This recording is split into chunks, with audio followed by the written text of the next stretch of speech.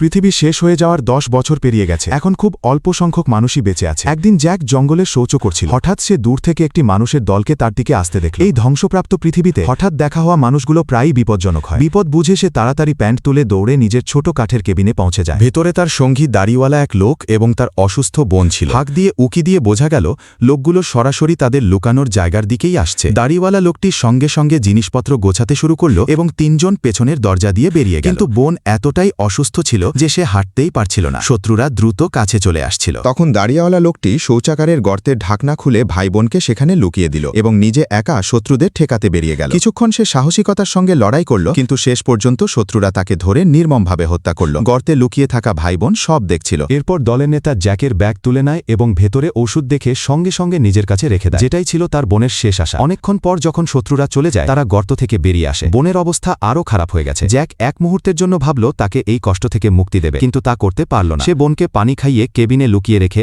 ঔষধ ফেরত আনতে বেরিয়ে পড়ে। জঙ্গলে ঘুরতে ঘুরতে তার পা গুরুতরভাবে আহত হয় এবং রাত নামতেই চারপাশে বন্য কুকুর ঘুরতে থাকে।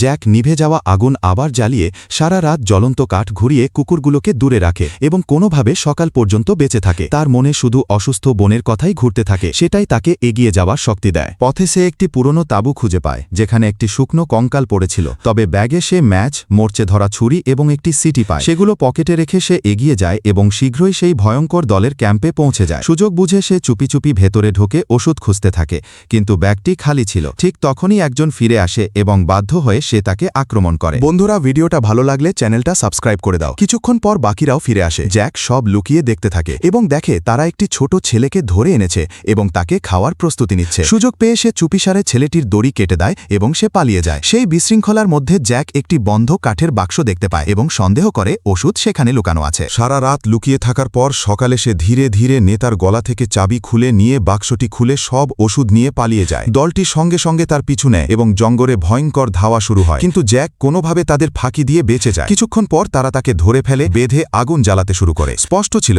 এবার জ্যাকই তাদের পরবর্তী খাবার হতে যাচ্ছে। বন্ধুরা, তারপর কি হলো সেটা দেখার আগে ভিডিওটা লাইক করে চ্যানেলটা সাবস্ক্রাইব করে দাও আর কমেন্টে পার্ট 2 লিখে দাও।